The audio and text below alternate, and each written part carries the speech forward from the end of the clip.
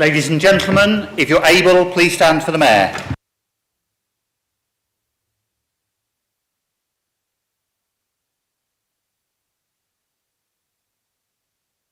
Thank you, everyone. Please be seated.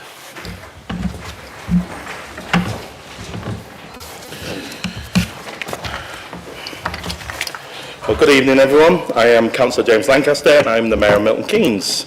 I'd like to welcome everyone attending this meeting in the Council or viewing it online. Before I start, can I ask that councillors ensure their microphones are only engaged while speaking, and councillors be aware that they may be shown in the broadcast even when not speaking.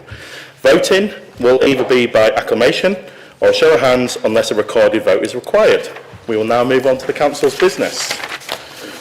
Our first item tonight is procedural apologies. Chief Executive, are there any apologies? Thank you, Mayor. We've received apologies this evening from Councillors Andrew, D. Hopkins, Ofori, Atta, Verma and Whitworth. And apologies from Alderman and Alderwoman have been recorded. Thank you.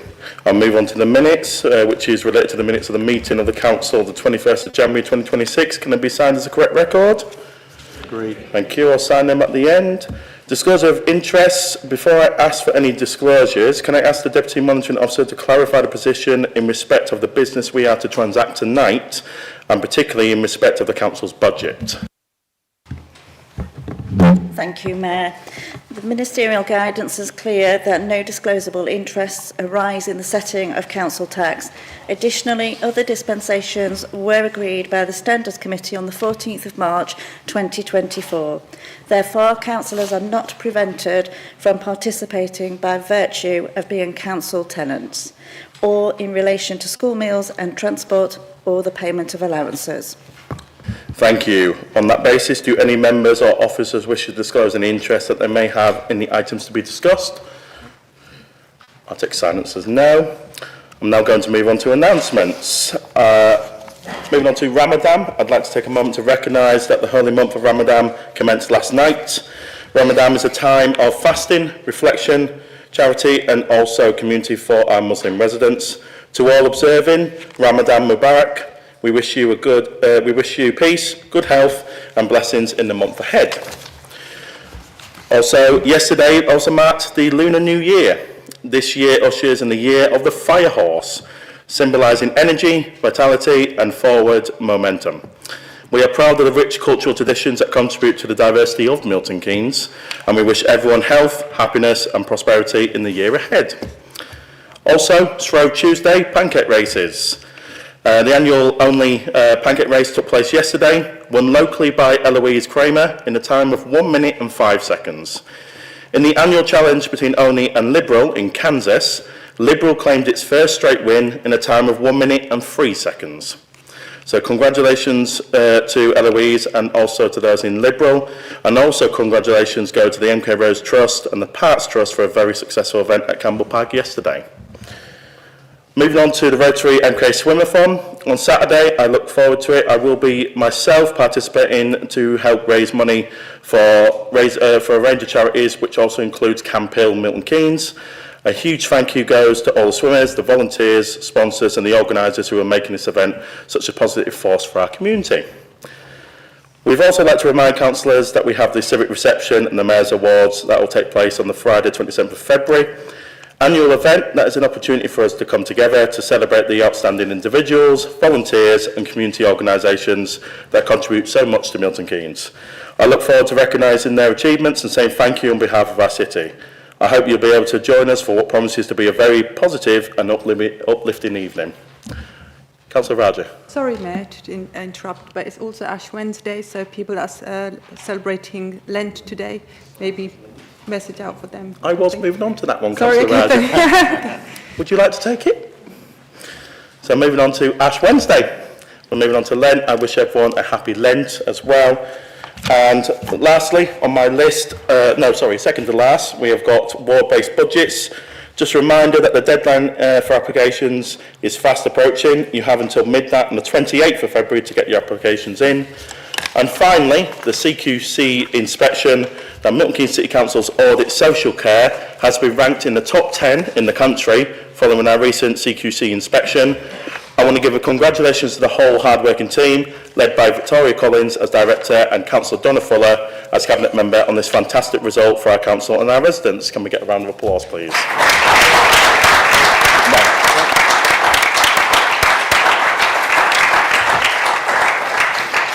Thank you. So moving on to item 2, which is the public involvement petitions, as well as 2B, questions from the Youth Council.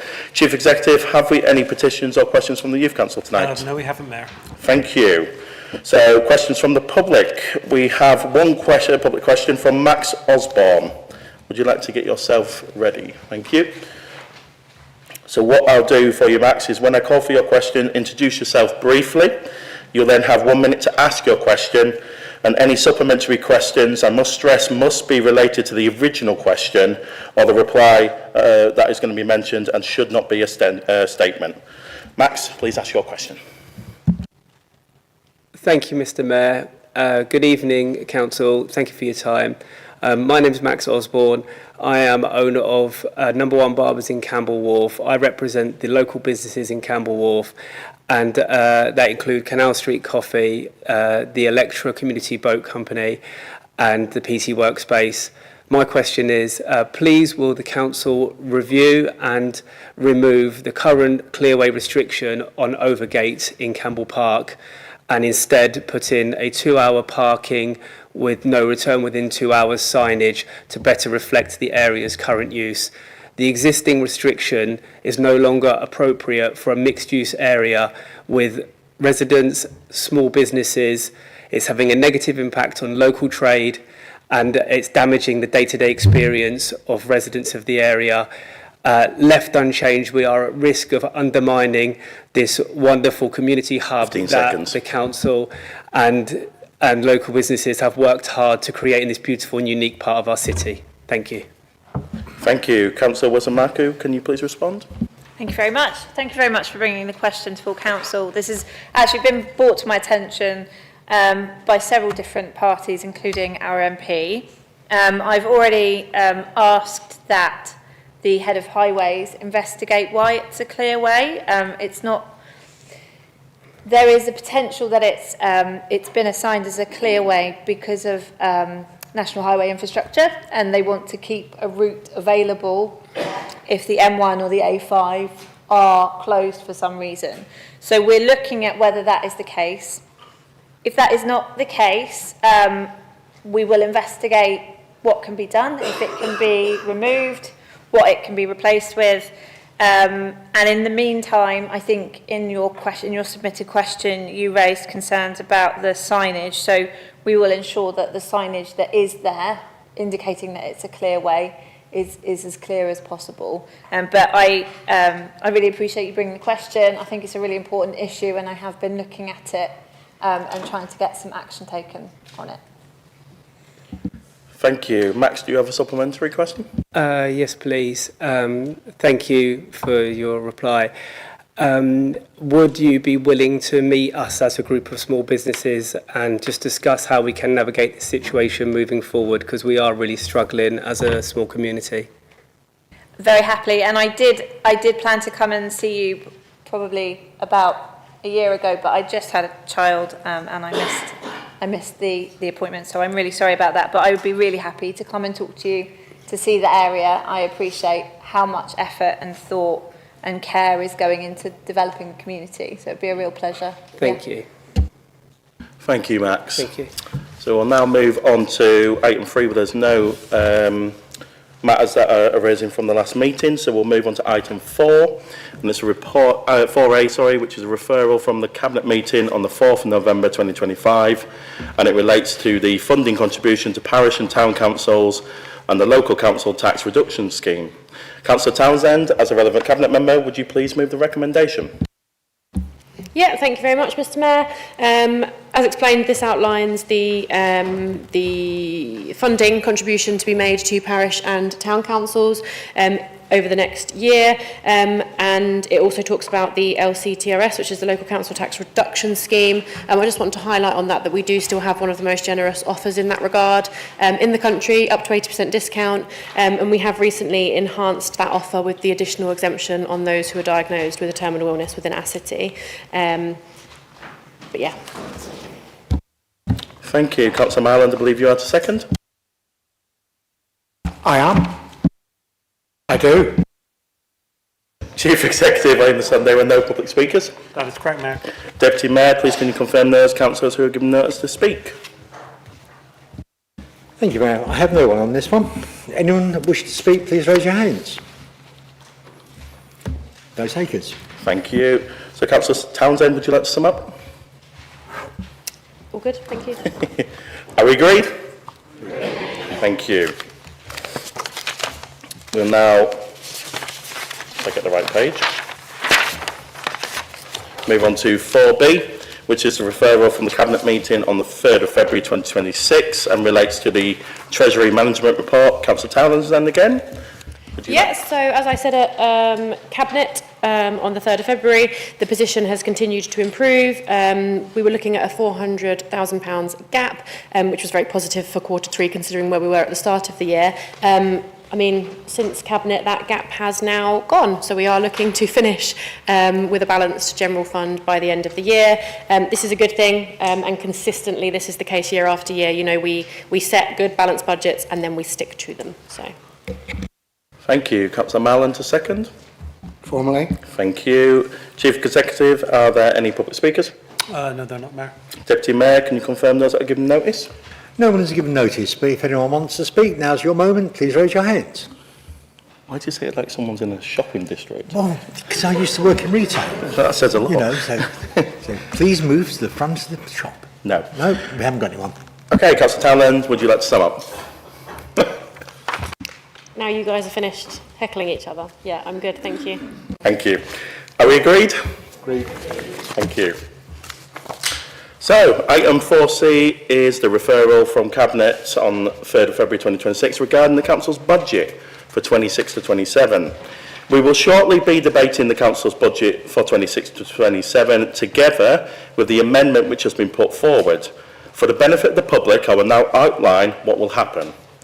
Councillor Marland will move the Cabinet's recommendations, which will be seconded by Councillor Townsend. The leader of the Liberal Democrat group, Councillor Carr, and the leader of the Conservative group, Councillor Muzamil, will then speak before Councillor Montague outlines the Budget Scrutiny Committee's comments. The amendment from the Liberal Democrat group will be tabled, and I'll ask Councillor Marland if he is willing to accept the amendment.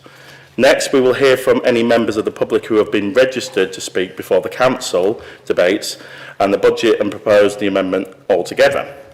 After the debate, there will be a vote, depending on whether the amendment was accepted. Before we vote on the final budget motion, if the amendment was agreed, further papers may need to be circulated. The final budget vote will be a recorded vote, as it is required in law. Please note that all speakers, both councillors and members of the public, will be advised when they have 30 seconds remaining. I will also ask you to listen to all speakers with respect and courtesy tonight.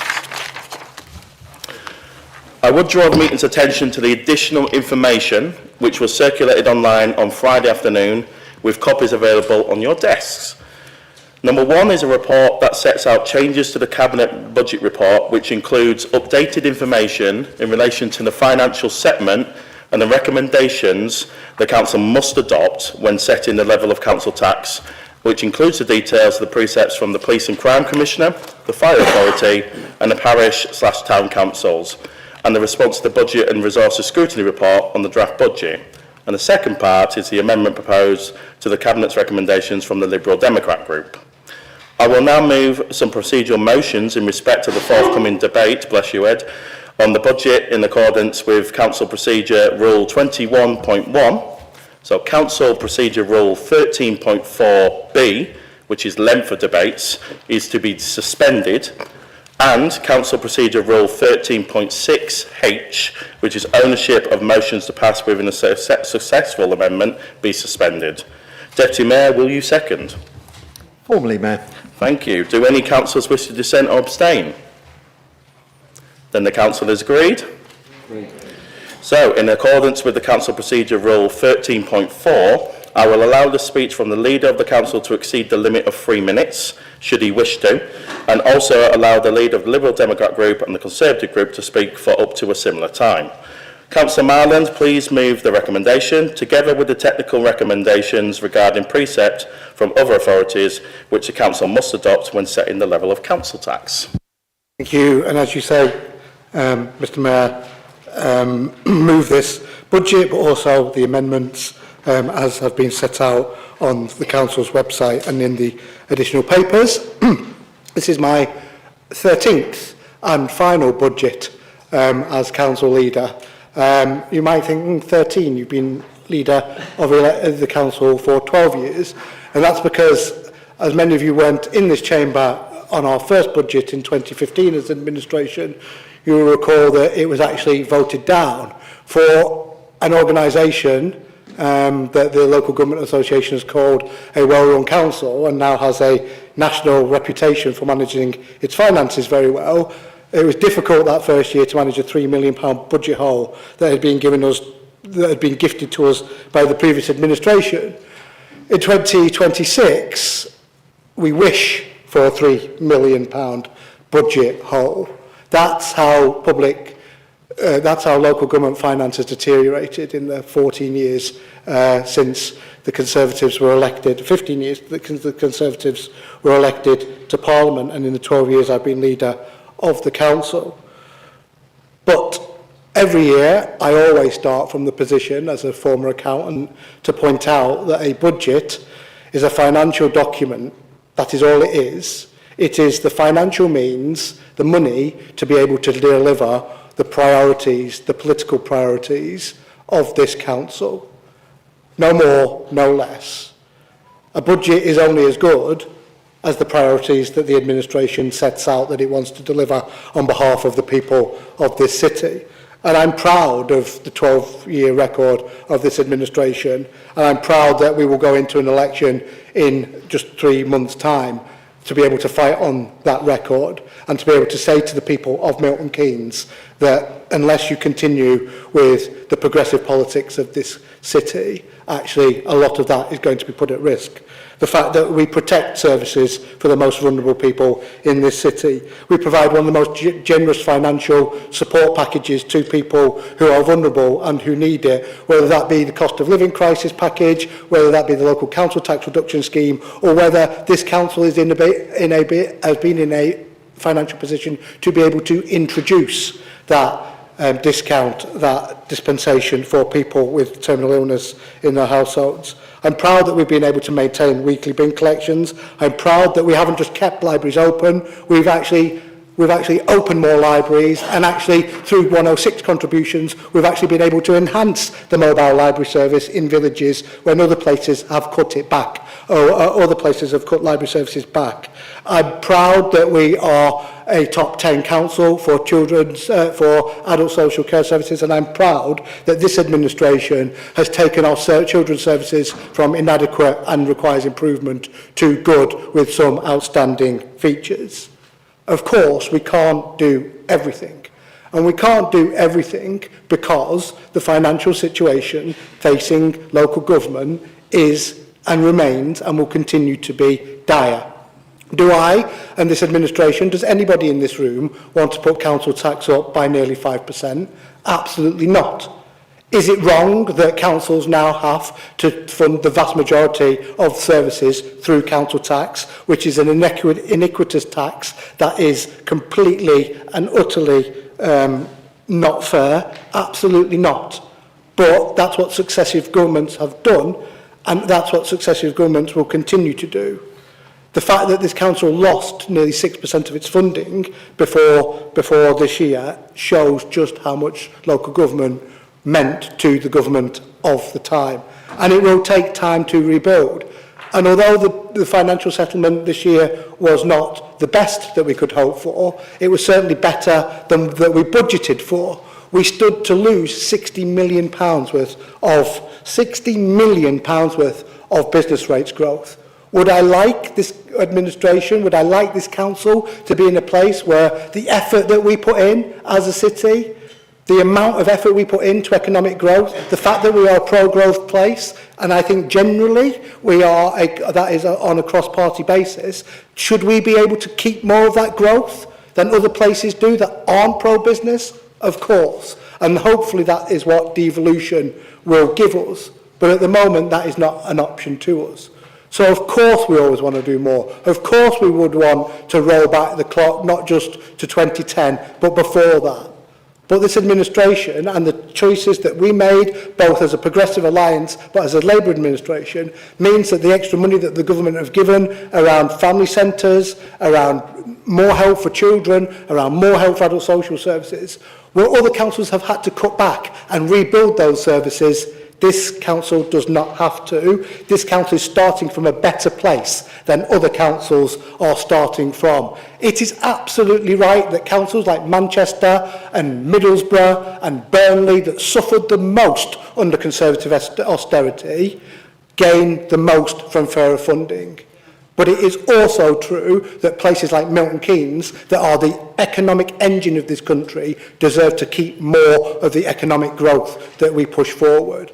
So my last budget is unfortunately quite a boring one in terms of what we intend to do and what the cuts are. Everybody, I think, was waiting with bated breath for us to produce what was happening. Unfortunately, we had to produce it late because the 3-year settlement was quite late.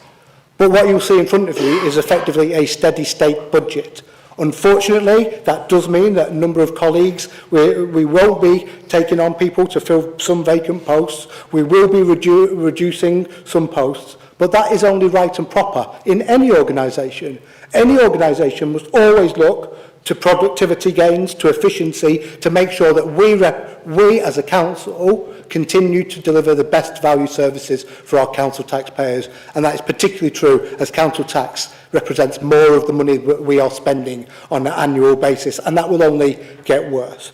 So I recommend this budget to council, and I recommend the fact that it protects services. I recommend the fact that it's got £3 million for flooding in the rural north, and if you vote against the budget, you will be voting against that. I recommend that it's got help for families in the cost of living situation, and if you vote against this budget, you vote against that. I recommend this budget for all the support that it's giving to people in adult social care, and if you vote against this budget, you vote against that. I recommend this budget for the family centres and the investment that it puts in to people's future, because if you vote against it, you vote against the future of our children. But most of all, I recommend the budget because it delivers the political priorities of this administration, which I genuinely believe are the priorities of this city, which is to be a diverse city, to be a city of growth, to be a city of opportunity, and to be a city that looks to the future and wants to deliver a better life for the children who are born and brought up here. That is what this administration is. That is what this council should do, and that is what this budget does. It invests and continues to invest in the future of our city, and that is absolutely paramount, and that's why I recommend it to this council, and always have and always will. Thank you.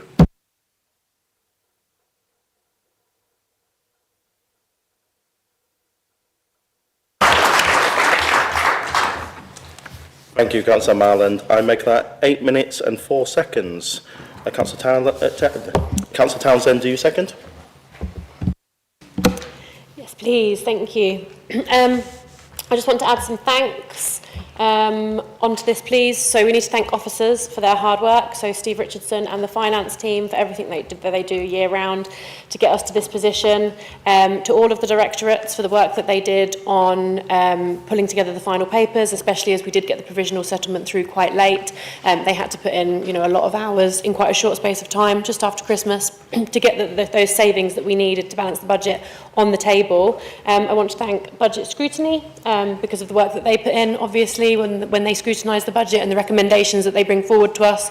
Those are very much appreciated. And I also want to thank the members of the public who responded to the public consultation that we do every single year, because we really do like to hear back from people on their thoughts around the budget as well. In terms of the updated paper and kind of the amendments, the budget amendments, we probably just want to highlight the only one we really want to highlight actually is the homelessness, rough sleeping and domestic abuse grant. So when the final settlement came in after the provisional settlement, we have done better from that pot of money, which is obviously something that we're very, very happy about. 1.36 million in the first year, a further 350,000 in the second and third years. So that's obviously very, very good. You talked a little bit about business rates reset. We were a bit nervous about that coming into the budget. However, the fair funding formula has been okay for us, and the amount that we've got from that has offset what we lost through the business rates reset, and then a little bit more on top. So we did get more than we thought, about £2.3 million more than we thought. We would still like more, obviously. I'm sure all councils say the same. But it's a better position than we thought we were going to be in. The fact that it's now a 3-year settlement as well has made forward planning much easier, much simpler, something that we're very, very grateful for. Just having that sense of stability and allowing us to plan over a longer period of time is very beneficial in a local authority situation. I just want to note about the for schools. So for schools, as ever, we've set out the budgets for our early years provision, our secondary and primary provision, and our high needs block. The Schools Forum were obviously consulted on this.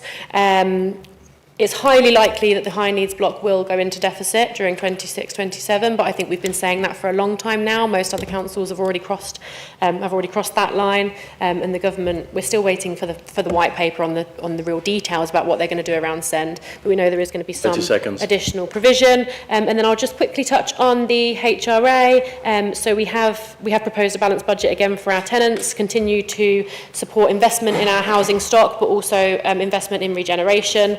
And the rent increase is CPI plus 1%, which is in line with the national rent standard. And I'll stop on that very dull note because I'm about to run out of time. Thank you. I will now invite the Liberal Democrat Group leader to speak. Councillor Carr, you have a total of up to 8 minutes and 4 seconds. Thank you, Mr Mayor. Firstly, Mayor, our group would want to thank the finance team for their unrelented hard work and acknowledge the sleepless nights all the directorates have had and experienced in trying to reach a balanced budget. It is not taken for granted. Officers have had to work harder and smarter year after year to keep services running with less and less funding. They deserve our recognition. It evidently has not been without pain and heartache, as we all try to work harder with less money, but it's worthy of more than just our thanks. It's worth more than just our words. It's worth our backing. It's important to say that setting a balanced budget is not optional, as some councillors from other areas seem to believe. It's a legal duty. Preparing a balanced and effective budget is one of the council's most important responsibilities.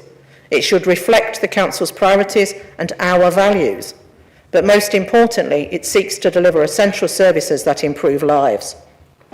But we must also find and support initiatives and look for spend to save options where we can, all while meeting the public expectations. The coming year will seem even harder still, and I know we're going to need the support of good officers in our council. However, what we say in this chamber matters far less than what residents see outside of it. Our job is not just to pass a budget, it's to understand how that budget feels for our residents. Milton Keynes is fortunate that councillors here, across parties, understand the responsibility that comes with running a council. This is about real services for real people, and those people see and feel a rise in council tax, alongside the cost of living crisis. They see the pressures on SEND, they see our roads and street lamps not repaired, and threats to non-statutory services being trimmed. But they feel it most in their household budgets, like everybody else. We must listen to residents, we must respect residents are carefully balancing their own finances, and they expect us to do the same. So tonight's budget honours that. We have seen elsewhere what happens when that responsibility is not taken seriously. For example, West Northamptonshire blue badge holders will have to pay for their parking. That is a disgrace. And plans to scrap free parking in towns like Brackley, Towcester and Daventry have caused significant concern to businesses and residents alike. That could destroy some of our smaller towns in this city. We won't do that. We do not want that for our towns. We do not want it for this city. Nor do we want to see changes for all of our green bins, especially as Northants suggest £80 per bin. If they think that's acceptable, I don't. The Liberal Democrats believe that there are more that we can do to secure fair funding for Milton Keynes and support residents through rising costs. We will work hard to support any administration that aims for that. Our role in opposition is to challenge constructively, propose alternatives where possible, and above all, be honest with residents about the challenges we face. It is therefore important that whilst maintaining a semblance of ambition for our city, we must take on board the need for realism. We have the benefit of sound officer advice and wise ears that hear advice, unlike those in Warwickshire. But we are not immune. Too often we hear how this council fails, offering a gap that allows others to embellish conspiracies and dismiss the good work happening within comments, with little knowledge and plenty of contempt. We have a history of quoting US presidents in this chamber, and whilst I can't find the right words from the current occupant, some might say there are none, I often reflect on another who says, "The measure of a society is found in how they treat their weakest and most helpless citizens." That was Jimmy Carter. Jack Lew went further, and he served with Clinton and Obama, and frequently said, "A budget is more than a set of numbers and ideas on a piece of paper." True, as it's also about financial security and the service the public can rely on at a time when all councils have no security and no stability. For these reasons, we will support the budget, and we will not campaign on false promises. Or as a woman I admire greatly once said, "Promises are worse than lies. You don't just make them believe, you also make them hope." And our job is to be truthful and transparent like Marilyn Monroe. Thank you.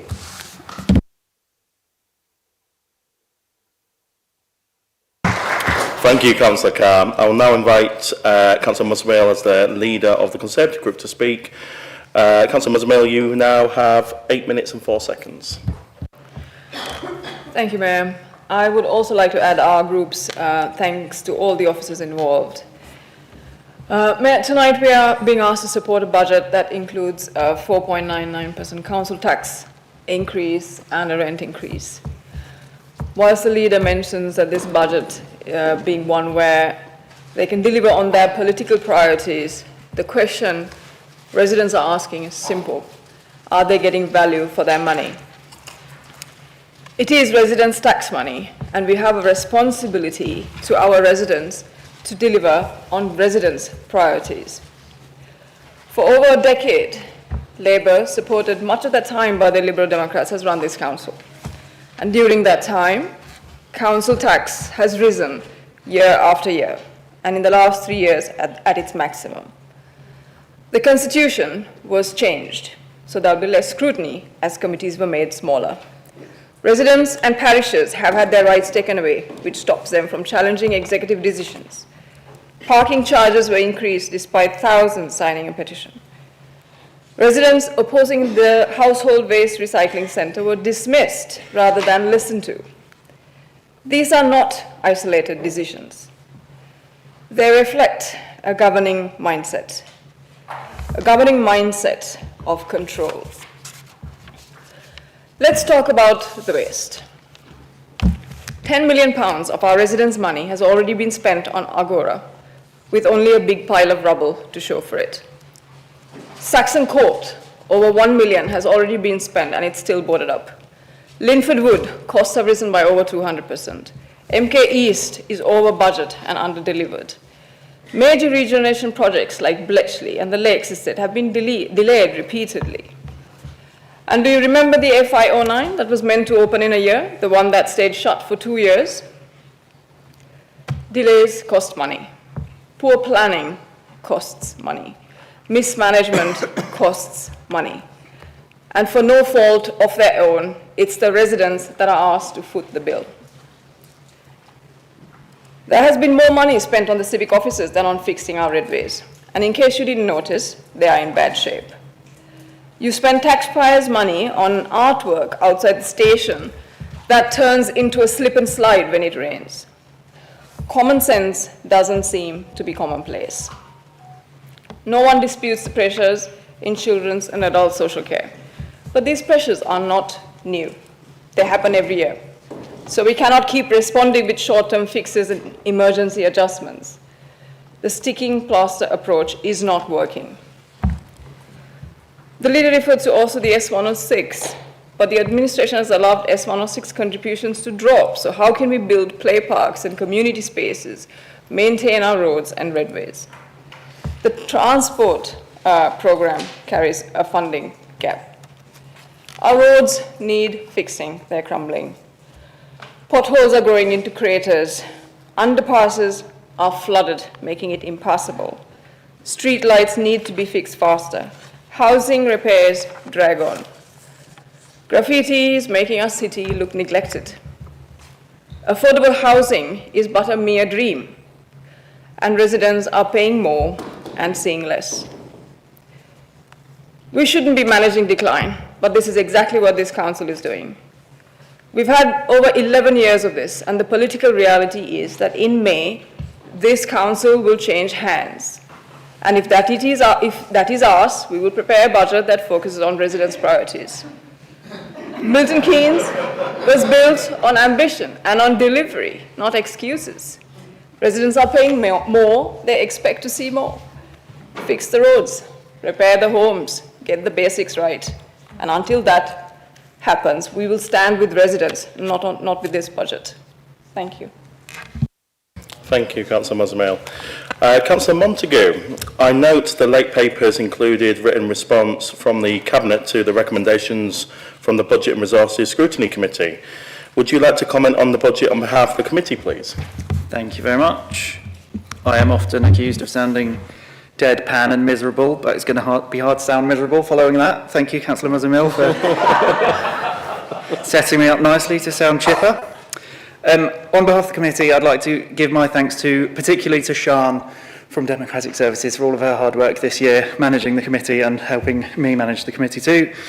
Steve and the whole finance team, thank you very much. Appreciate all of the many answers to questions, some of which I'm sure you probably thought were silly questions, but we asked them nonetheless, and you answered them nonetheless, and we appreciate it. All of the other directors and officers from other areas of the council that contributed as well, as we asked questions outside of the finance remit, and of course all of the committee members too. Thank you for all of your input over the course of the year. Just onto the budget, consistent with previous years, it is a challenging budget environment with issues that we're all sort of aware of, with children's and adult social care particularly, driving budget difficulties across the country for local government. Against that backdrop, I think we can be collectively proud that this council is able to protect valuable services like libraries, family centres and leisure centres. And I think we do a generally good job to make sure that we're doing the right by the residents of Milton Keynes, and we can be proud of that. I know it's been mentioned already, but the 3-year settlement is also very welcome. So on the off chance that Rachel Reeves and Alison McGovern are watching on YouTube, thank you for the 3-year settlement. We'll take it again next year. But overall, I think that a key theme is strong and sensible financial management, as Pete has already alluded to. That remains a key theme for the council, and I'm happy to submit our scrutiny papers and to support the budget tonight. Thank you.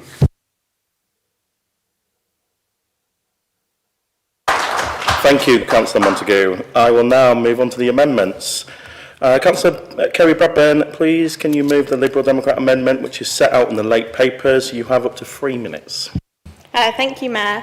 Milton Keynes is one of the fastest growing cities in the country. We're a high performing council and we've managed our finances very carefully, setting balanced budgets year after year.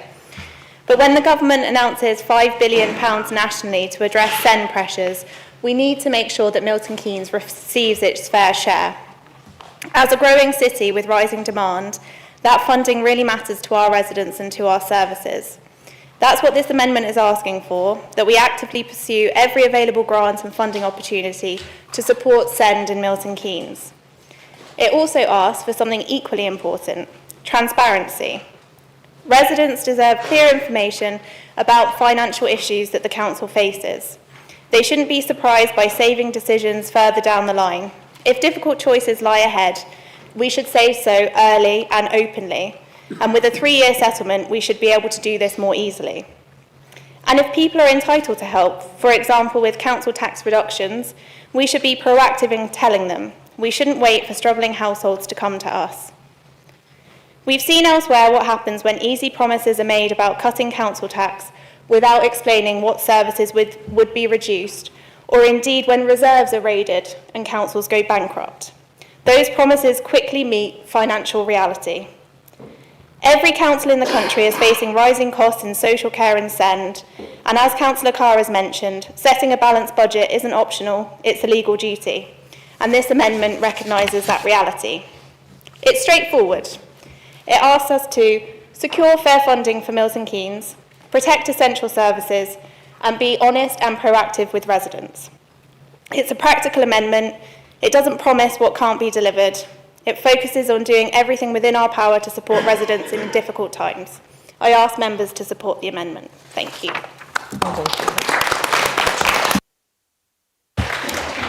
Thank you, Councillor Bradburn. Councillor Cannon, I believe you had a second? Formally. Thank you. Councillor Marland, do you accept the amendment? Yes. Thank you. Chief Executive, I understand there are no public speakers? That is correct, Mayor. Thank you. I will now move on to the debate with the Cabinet's recommendations, which will now include number 1, which is the additional recommendations included in your late papers, and secondly, the amendment from the Liberal Democrat group. We will now move into the debate, and Deputy Mayor, please, can you confirm those councillors who give notice that they wish to speak? Thank you, Mayor. Yes, we have Councillor Muzzamill, Councillor Geary, Councillor McLean, Councillor Tevlin, and does Councillor Jane Carr wish to speak? I understood that I was only allowed to speak once, and therefore I understand that's the same for everybody in the chamber. Okay. Does anyone else wish to speak who hasn't already spoken? Nope, that's it. I will start with Councillor Tevlin, please. Thank you, Mayor. And I echo Councillor Bradburn's proposal of the amendment. So send government funding at the moment, the white paper is still pending. However, Milton Keynes should not lose out on funding despite our good financial management. The government settlement is comparatively positive, but still doesn't reverse years of underfunding, despite the fact Milton Keynes is in a better position than neighbouring councils in need of debt write-off. And some of those councils, it's 90% write-off. We're not asking for our SEND debt to be written off, as we do not have any to write off. However, we have a big proportion of the population in need of this, because we won't have any write-off. We are seeking funding if available. So, if due to Milton Keynes having managed its finances responsibly, it is important that we end up being able to get the government funding. The government has announced that 3 billion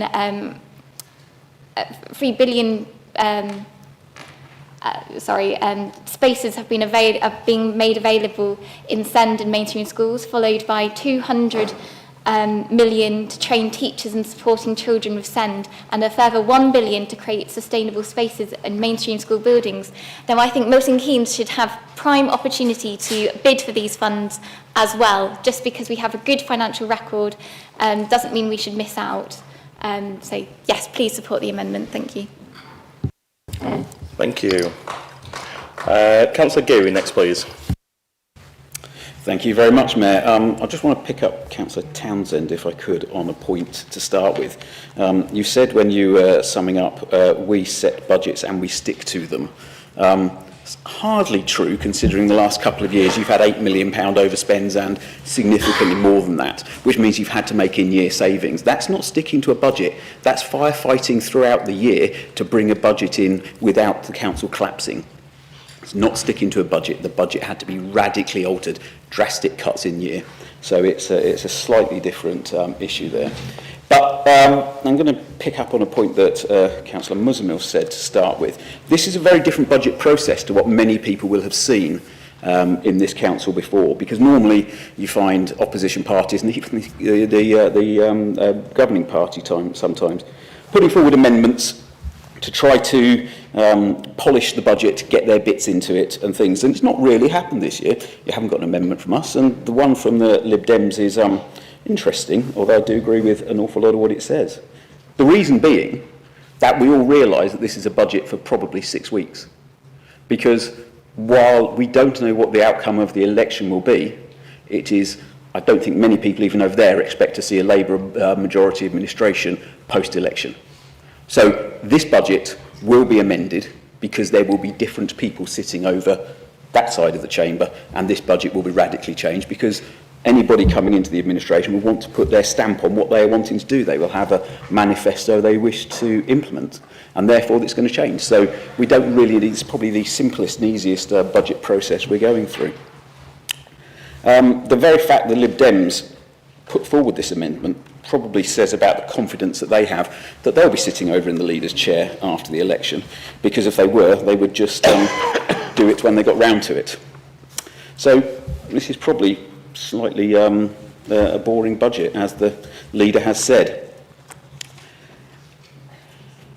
But this is also a budget which, and I can't say definitely, but what I assume is in the last 12 years when the leader's been moving budgets, there's more roles that have gone out of the council this year than they have in any of the last 12 years.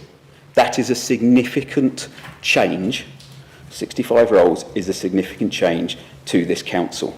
And while some people in this chamber might find it boring, it's certainly not there. So let me talk about flooding and the amendment that's there. Obviously, this is something I support. This is something that is important for my ward. It's the thing I pushed last year significantly. I was told that not enough properties have flooded and there wasn't anything that could be done. Miraculously, we get there. I won't be supporting the budget. And if people try to tell Lavenden that I voted against their things, they will be laughed out of the village, because people know who fought for that and pushed for it. Councillor Geary, please sum up. And as a result, Mayor, I will finish at that point. Thank you.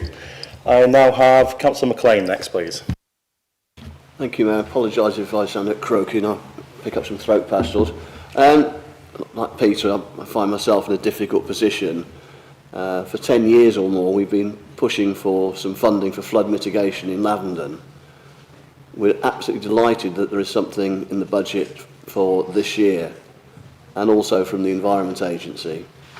And I'm assuming that the budget will be passed given the Lib Dems statement, but it'd be much appreciated by the residents of Lavenden if they could have a meeting with officers in the next few weeks to kick the project off, so they actually understand what they're going to get in what timescale.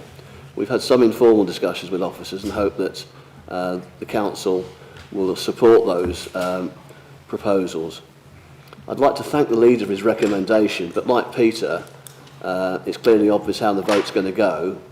I will be voting against the proposal and take my chance at the ballot box in May. Thank you, Leader. Mayor. Thank you, Councillor McLean. At this moment in time, as there's no more councillors wishing to speak, I'll allow the Democratic Service to go around with the updated papers, which will take a couple of minutes.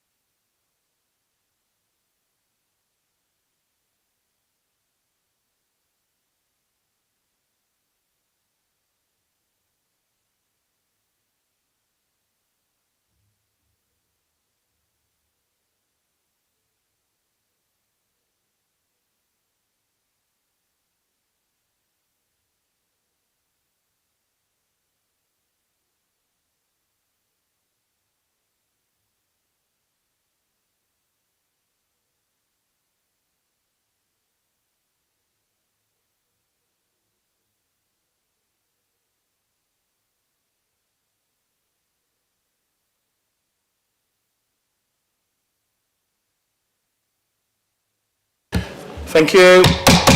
Thank you. I'm going to now move on to the substantive motion. Councillor Marland, will you sum up on the budget overall before we take a vote? Thank you. I only get 3 minutes to do this because I usually would have the ability to respond to amendments, but I'm not, and I think that says, well, a lot about the opposition and the constructive opposition from there, but I also said I think it says a lot about the Conservative opposition. So let me just get a few things straight about Councillor Musmil and Councillor Geary's speech. Councillor Geary, Councillor McCain, you will be voting against flooding money for your ward, and we will absolutely make sure that your residents know that. And you can take the stance that this is about the overall budget, but we all know that you're voting against the overall budget for small, narrow political gain. And that is why I am confident that we will still be on this side of the chamber after May, because ultimately the public in Milton Keynes, but around the country, know that the Conservative Party, both in Milton Keynes and nationally, are not serious. God's sake, you know, if Keir Starmer is the Prime Minister of the years, how can the Conservatives still be polling below the Labour Party? Ask yourselves that. I don't think that the Conservatives are serious. And I think that can all be summed up in two things.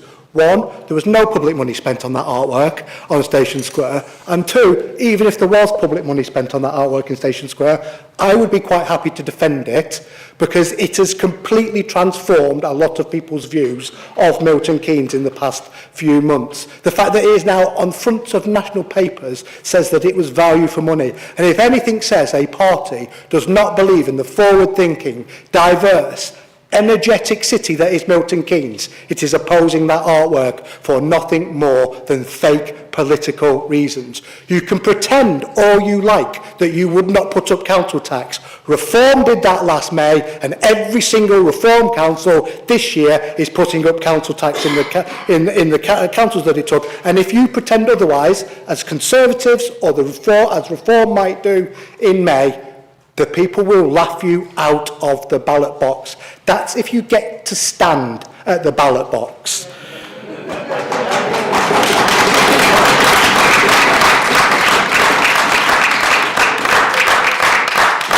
And as somebody said to me recently, people should reflect on their actions and do the right thing. Talk about putting prices up. It's £24 a day to park in Manchester. In Milton Keynes, it's £15 a week. If something says anything about a city, it is that, and about the priorities and making sure that this is the priorities. I just want to put on record a couple of things. I want to thank the team, as Councillor Townsend did. I want to put on my record the thanks to Councillor Middleton, because I know he's standing down as well. The council would not be in the good financial position it is without the 10 years work of my friend Councillor Middleton. And if I thought he had an eye for detail, the eye for detail of Councillor Townsend sort of outstrips it and has done a fantastic job of bringing this budget forward. I'm going to finish with this. If you think that the local government association branding this council as well run is a mistake, it isn't.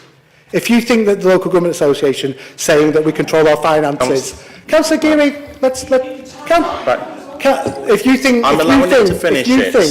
if you think this is not a well-run council, you are wrong. Councillor Geary, if you think this is the lowest council tax in the region, you are wrong. We are top 10 in adults. We are good children's services. That is not an error, and I believe it's the right budget, and the people will judge us rightly on it.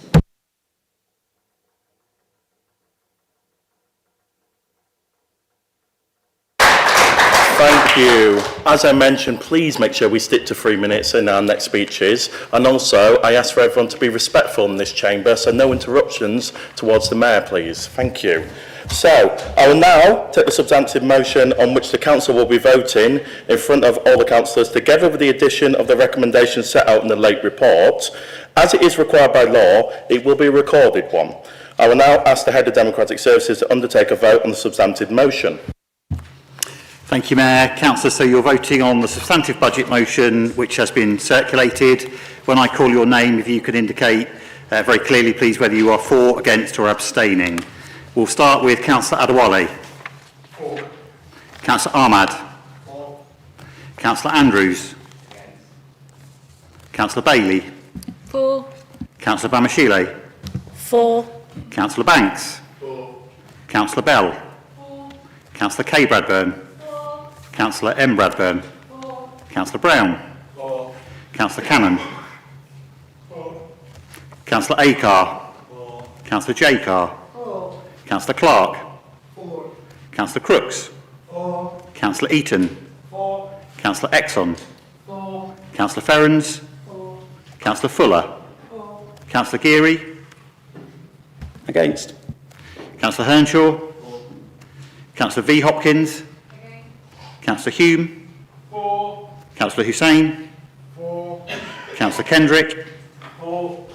Councillor Mohammed Khan. Councillor Naz Khan. Councillor Cannon. Councillor Lancaster. Councillor Mandyleg. Councillor Mickleg. Councillor Long. Councillor Mahendran. Councillor Marland. Councillor McLean. Against. Councillor McQuillan. Councillor Middleton. Councillor Montague. Councillor Muzamil. Against. Councillor Nye. Councillor O'Neill. Councillor Oyehire. Councillor Petchy. Councillor Priestley. Councillor Raja. Councillor Smith. Councillor Soden. Councillor Tevlin. 4. Councillor Townsend. 4. Councillor Trendall. Abstain. Councillor Wardle. Against? And Councillor Wilson-Markley. 4.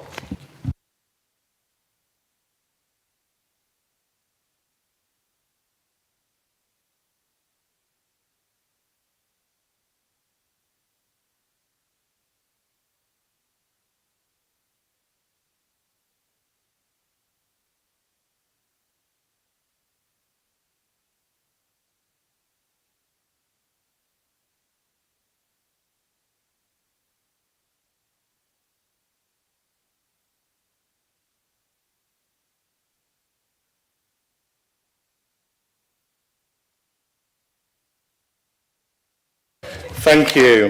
So 4C, reports from Cabinet and committees of the Cabinet on Council Budget 26-27. Councillors for 45. Councillors against 6. Councillors abstaining 1. You'll be very surprised to hear the substantive motion is carried.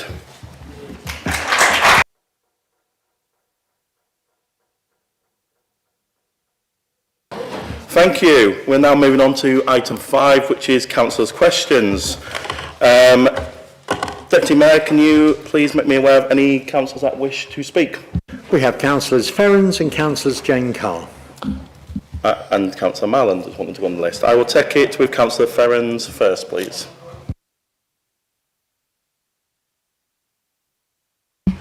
Thank you. My question is to the Cabinet member responsible for graffiti cleaning. I'm not quite, is that Jenny? Right. The Council has traditionally used battleship grey paint for graffiti cleaning. Most of our assets that get graffiti on them are not battleship grey. The main colours are green, black and white. Could the Council consider ordering different colours of graffiti paint? There are some very good reasons for that, but they won't manage within a minute, I think. But green, black and white would be the main colours. They are now available. I wouldn't have thought the cost was much to increase, to break it up into somewhat smaller orders. Thank you. I'm very happy to take that away and discuss it with the landscaping team on your behalf, Councillor Ferrens. Do you have a supplementary? Yeah. Okay. Okay. In particular, I would log that painting a large chunk of an underpass battleship grey actually makes that underpass a really dark and forbidding place to go. That's happened recently with one underpass. It's happened with many others over the years. The underpass was white originally, it was bright and light and reflected the light well. We have a number of informal heritage assets, and most of those are black. Again, painting those with a chunk of graffiti or with a good grey paint really doesn't look good. And of course, a lot of our roadside assets are green. So that, again, that really doesn't look good. I would implore you to please think again. Please consider that very seriously. Particularly the white paint, perhaps, since the underpasses are quite a lot of the paint. I definitely said I'm very happy to take that away and discuss it for you. Thank you. Councillor Carr, please. Thank you, Mr Mayor. After last month's motion, and as political balance is important, can the leader of the Conservative group confirm they will not be appointing one of their members to the Council's Standards Committee? Councillor Muzamil. Sorry, can you repeat that question, please? After last month's motion, and as political balance is deemed to be important, can the leader of the Conservative group confirm they will not be appointing one of their member to the Council's Standards Committee? As it stands currently, we have no confidence in the Standards Committee, but come May, we will relook at that position. Councillor Carr, do you have a supplementary? I do, thank you, Mr Mayor. Can I ask why you would not do it now?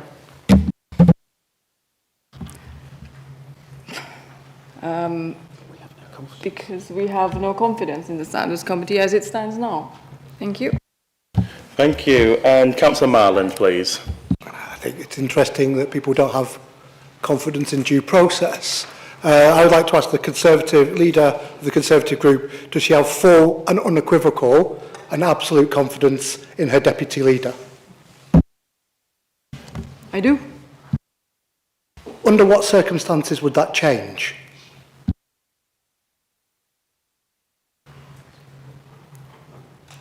I will decide that if there was something that I needed to consider, but I have complete confidence in him. Okay, thank you, everyone. So that is all the business to be considered at this meeting. I therefore close the meeting at 20:31. That is a record.